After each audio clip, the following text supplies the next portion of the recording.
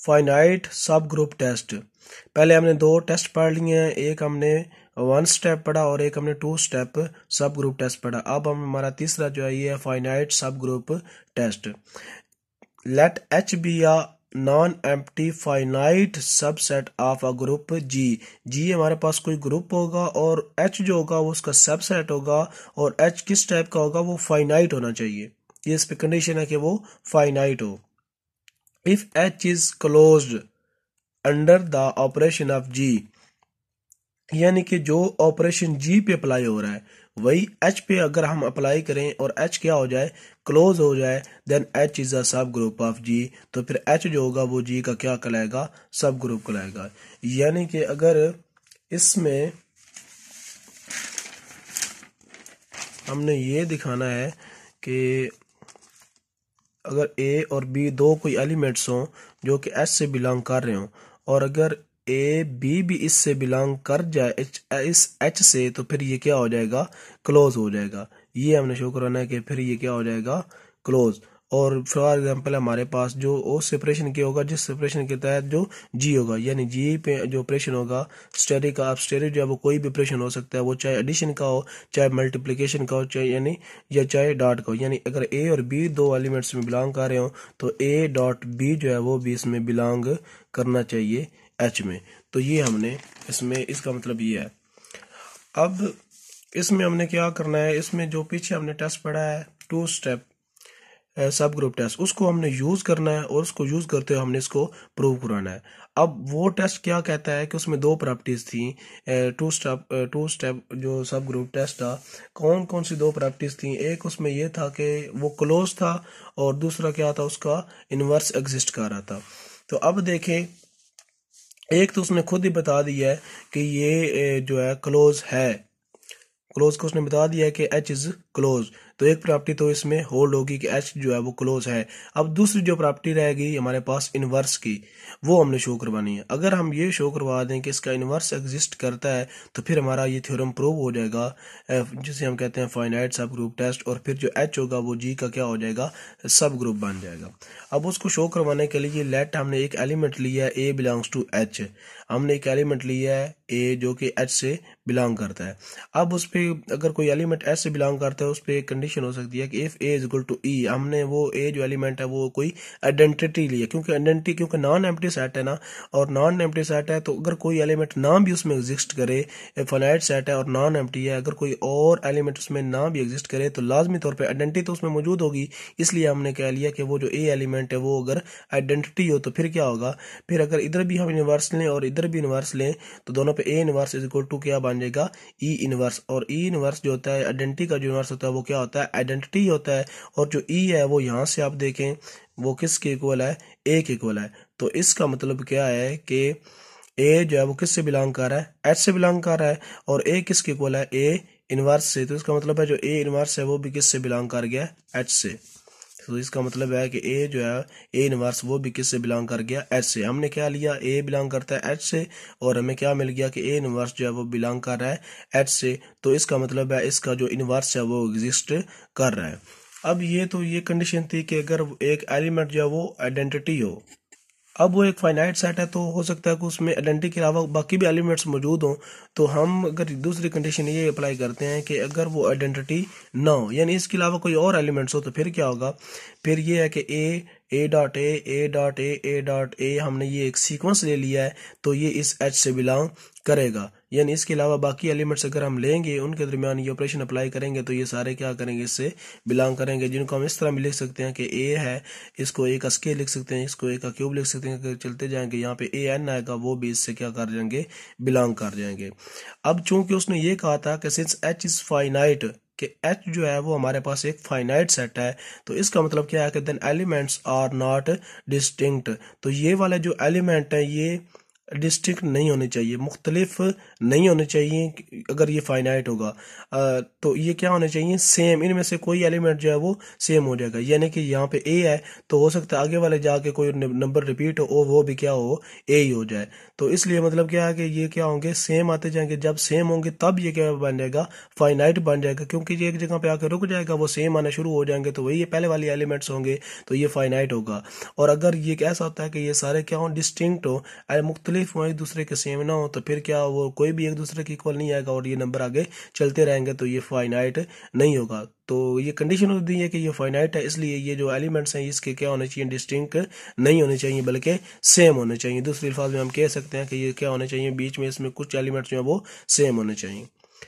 अब अगर इसके एलिमेंट सेम है तो फर्ज कर लें, तो फर्ज आप कर लें कि ए आई को इसका एलिमेंट है, वो क्या होगा, किसी और एलिमेंट के इक्वल होगा, ए जे के, कोई और एलिमेंट ए जे होगा, वो क्या होगा, एक पॉइंट पे आके वो दोनों एक दूसरे के क्या हो जाएंगे, इक्वल होंगे। और किसके लिए, आई इज ग्रेटर देन जे, यानी आई जो है वो कोई बाद में आने वाला एलिमेंट है और जे पहले आ रहा है, तो दोनों इक्वल हो गए। जैसे अगर आप देख लें कि हम कहते हैं कि ए जो 1 है वो इक्वल है ए 3 के इक्वल है, ये हम कह लेते हैं। अब A1 पहले आ रहा है, A3 बाद में आ रहा है, तो ये दोनों जो है अगर हम कहते हैं इक्वल है, तो इस लिहाज से ये क्या है, 3 इज ग्रेटर देन 1। तो इसी तरह ये हम अप्लाई कर रहे हैं कि ए आई जो है वो इक्वल है A J K, for I is greater than J के लिए। यानी सीक्वेंस की ये टर्म जो है हमारे पास बाद में आ रही है और ये पहले आ रही है। अब अगर क्या करें, दोनों तरफ आप ऐसे करें कि माइनस जो ए की पावर माइनस जे को दोनों तरफ ऑपरेट करवा दें, दोनों तरफ ऑपरेट करवाया तो ये बन गया ए, क्योंकि इनकी बेस सेम है तो पावर क्या हो जाएंगी, ऐड हो जाएंगी, तो ए आई माइनस जे बन गया। और ये क्या बन जाएगा, ए जे माइनस जे, और जे माइनस जे जे जे से कैंसिल होकर ए की पावर क्या बन जाएगा, 0। और हमने पढ़ा हुआ है कि किसी भी नंबर की पावर जो 0 होता है वो क्या होता है, 1 होता है, यानी आइडेंटिटी होता है। तो इसका जो आंसर होगा वो क्या आ जाएगा, आइडेंटिटी हमारे पास आ जाएगा। अब सो ये आ गया ए की power I minus J is equal to identity. अब हमने लिया हुआ था ये कि जो ए है वो is not equal to E है। अब वो किसके लिए है कि I minus J is greater than 1 के लिए है, कि आई माइनस जे जो होगा वो ग्रेटर देन 1 होगा। यानी 1 से जितने भी बड़े इनका जो आएगा हमारे पास क्या कह लें, इसका जो डिफरेंस आएगा वो 1 से हमेशा ग्रेटर रहेगा। यानी यह हो सकता है कि 2 माइनस 1 हो जो कि 1 के इक्वल है, 3 माइनस 2 हो जो कि 1 के इक्वल है, या 5 माइनस 2 हो जो कि 3 के इक्वल है। यानी 1 से जो इनका डिफरेंस आएगा इन दो नंबर का वो हमेशा ये क्या रहेगा, 1 से बड़ा ही रहेगा। ऐसा नहीं हो सकता कि ये क्या हो, दोनों जो है वो 1 1 हो जाए, वो फिर क्या हो जाएगा, 0 हो जाएगा। यानी एक रकम बड़ी होगी, दूसरी रकम क्या होगी, छोटी होगी, तो उसका डिफरेंस जो होगा वो 1 से बड़ा ही रहेगा।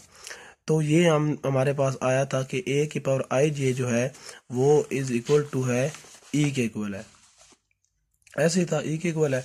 अब देखें हमने इधर ऑपरेट करवा दिया ए, और ए इनवर्स भी ऑपरेट करवा दिया। अगर ए और ए इनवर्स यानी किसके इक्वल होता है, आइडेंटिटी के इक्वल होता है, तो हम आइडेंटिटी से मल्टीप्लाई करके तो ये इधर ऑपरेट करवा सकते हैं, क्योंकि ए और ए इनवर्स जो है वो किसके इक्वल था, आइडेंटिटी के। तो इसलिए हम कोई भी नंबर जो आइडेंटिटी मल्टीप्लाई कोई फर्क नहीं पड़ता, तो इसलिए हम यहाँ पे ये लिख सकते हैं। अब इसको अगर अप्लाई करवाएं तो हम इसको ऐसे लिख सकते हैं कि ए सेम ही आ गया, बाकी जो है इसकी पावर में चला गया, क्योंकि बेस सेम है, तो A I minus J minus 1 is equal to E आ गया। अब ए जो है वो एक ऐसे नंबर के साथ मल्टीप्लाई होकर हमें एक आइडेंटिटी एलिमेंट दे रहा है, तो इसका मतलब है कि ये है कि ए जो है वो, ये जो ए आई माइनस जे माइनस आई जो 1 जो है ये क्या है, इनवर्स है इस ए का, क्योंकि ये इसके साथ मिलके क्या दे रहा है, आइडेंटिटी दे रहा है। तो इसका मतलब है ये किसके इक्वल अब आ गया, इसके ए इनवर्स के, यानी ये वैल्यू किसकी है, ए इनवर्स की है। तो ए इनवर्स जो है वो इसके साथ क्या कर गया, एग्जिस्ट कर गया। ये क्योंकि इसके साथ एग्जिस्ट कर गया तो ये किसके इक्वल होता है, ए इनवर्स के, और ए इनवर्स के इक्वल होता है, तो ए इनवर्स जो होगा वो क्या आ गया, इसमें एग्जिस्ट कर गया। और किन वैल्यू के लिए, I minus J minus 1 is greater than 1 के लिए, क्योंकि ये नंबर क्या था, 1 से बड़ा था, तो इसका मतलब है ये नंबर क्या हो सकता है, 2 हो सकता है, 2 से बड़ा 3 हो सकता है, 4 हो सकता है। तो इसलिए यहाँ पे ये क्या होगा, 2 से बड़ा नंबर 2 होगा या 3 होगा, तो हम कह सकते हैं 2 माइनस 1 इज इक्वल टू क्या आ जाएगा, 1 आ जाएगा, इक्वल होगा। अगर ये 2 से कोई बड़ा नंबर है यानी 3 है, तो 3 माइनस 2 यानी ये क्या होगा, 1 से बड़ा हो जाएगा। तो इसलिए हमने यहाँ पे इसको ऐसे लिख दिया कि इन वैल्यूज के लिए लिए ये हमारे पास एग्जिस्ट करेगा। अब ये किसके इक्वल आ गया कि ए आई माइनस जे माइनस आई जो है वो इसमें अगर बिलोंग कर रहा है, और वो किसके इक्वल आ गया, ए इनवर्स के हमारे पास इक्वल आ गया। और जो ए इनवर्स है वो हमारे पास अब क्या कर गया, इसमें एच में कंटेन कर गया। अगर वो ए इनवर्स इसमें कंटेन कर गया तो इसका मतलब है इसमें इनवर्स जो है वो एग्जिस्ट करता है, चाहे वो हमारा नंबर जो है वो उसमें सिर्फ एक ही एलिमेंट हो, या यानी एक ही नंबर ए सिर्फ आइडेंटिटी मौजूद हो, जो हमने पीछे प्रूव करवाया था कि जो सिर्फ या चाहे आइडेंटिटी मौजूद हो, या चाहे उसमें ऐसा हो कि वो नंबर जो आइडेंटिटी ना हो उसके अलावा कोई और नंबर भी मौजूद हो, तो फिर दोनों सूरतों में वो क्या बन जाएगा, वो एक ग्रुप बन जाएगा। और ग्रुप बन जाएगा तो इस टेस्ट को यूज कर अगर वो ग्रुप है तो फिर क्या कराएगा, एच इज अ सब ग्रुप ऑफ जी कहलाएगा। अब इसकी एक एग्जांपल देखें। ये हमने एक सेट लिया Q8 का एक ग्रुप है हमारे पास, वन इसके एलिमेंट है 1 - 1 आयोटा माइनस आयोटा या I - I J - J K - K, ये इसके एलिमेंट्स हैं और इसको हम कहते हैं क्वार्टेनियस। अब ये इसके एलिमेंट हैं और इन पे क्या हो रहा है, मल्टीप्लिकेशन का जो है वो ऑपरेशन अप्लाई हो रहा है, यानी जो ऑपरेशन है वो क्या है, मल्टीप्लिकेशन का है। अब वो मल्टीप्लिकेशन का जो ऑपरेशन है वो इस तरह डिफाइन है कि I.I.J.J is equal to K.K, ये सारे किसके इक्वल होंगे, -1 के इक्वल आएंगे, यानी कि I का स्क्वायर, J का स्क्वायर, K का स्क्वायर वो किसके इक्वल आएगा, -1 के आएगा। जब भी ये हमारे पास नंबर आएगा तो वो किसके इक्वल लिख देंगे, हम -1 के इक्वल लिख देंगे।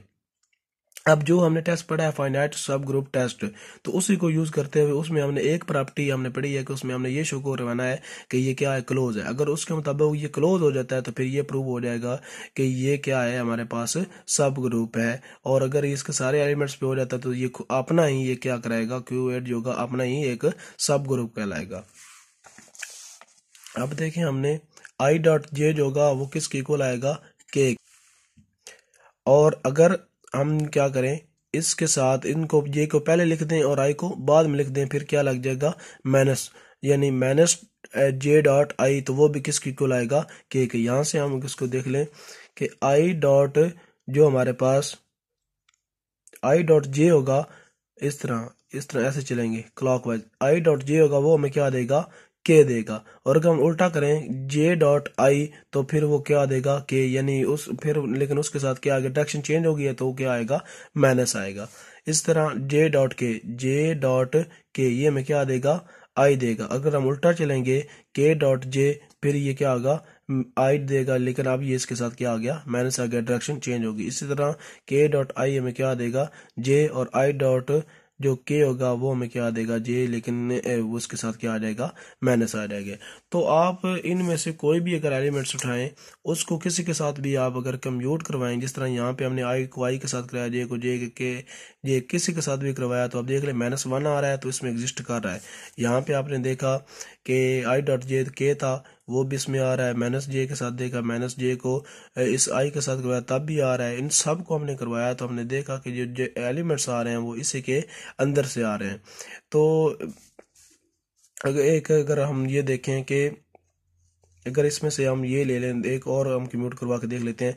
हमने यहाँ से एक आई लिया और एक हमने यहाँ से ले लिया -I ले लिया, ये दो एलिमेंट्स लिए। अगर इनको हमने करवाया कि अगर यानी कि अगर I और -I जो है वो कंटेन करते हैं Q8 में, तो I और -I जो है वो भी इसमें कंटेन करना चाहिए। तो देखिए हम इनको कम्यूट कराया तो ये I माइनस ये क्या बन जाएगा, माइनस और I का स्क्वायर, और जो I का स्क्वायर होता है वो किसके इक्वल होता है, -1 के। तो माइनस माइनस क्या बन जाएगा, प्लस का 1। अब देखें प्लस का 1 भी इस सेट में मौजूद है। तो इसका मतलब क्या है कि इसमें ये प्रॉपर्टी होल्ड करती है बाय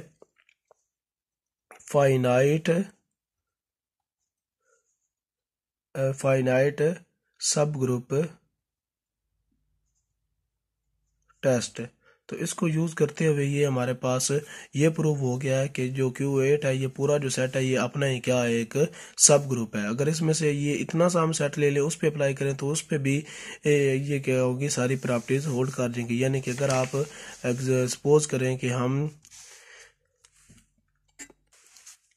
इसको आप कह लें H का नाम दे लें, तो ये आप सेट बनाने 1 - 1 आयोटा आयोटा या आई माइनस आई, ये आपने इसका एक सबसेट लिया। अब इस पे आप ये क्लोजर वाली प्रॉपर्टी होल्ड करवाएंगे, देखेंगे आपको कि ये इस पे होल्ड कर जाएगी। यानी अगर हम यहाँ पे 1 1 ले लें तो 1 के इक्वल आएगा, अगर हम यहाँ पे 1 और -1 ले लें तो -1 के इक्वल आएगा, अगर यहाँ पे हम आई डॉट आई ले लें तो आई का स्क्वायर के इक्वल आ गया जो कि -1 होता है, और इसी तरह I dot minus I dot ले लें तो ये माइनस आई डॉट का स्क्वायर जो कि 1 के इक्वल होता है। तो देखेंगे कि सारे जो होंगे एलिमेंट वो इसी के अंदर से कंटेन करेंगे, तो ये ग्रुप बन जाएगा by one by finite subgroup test.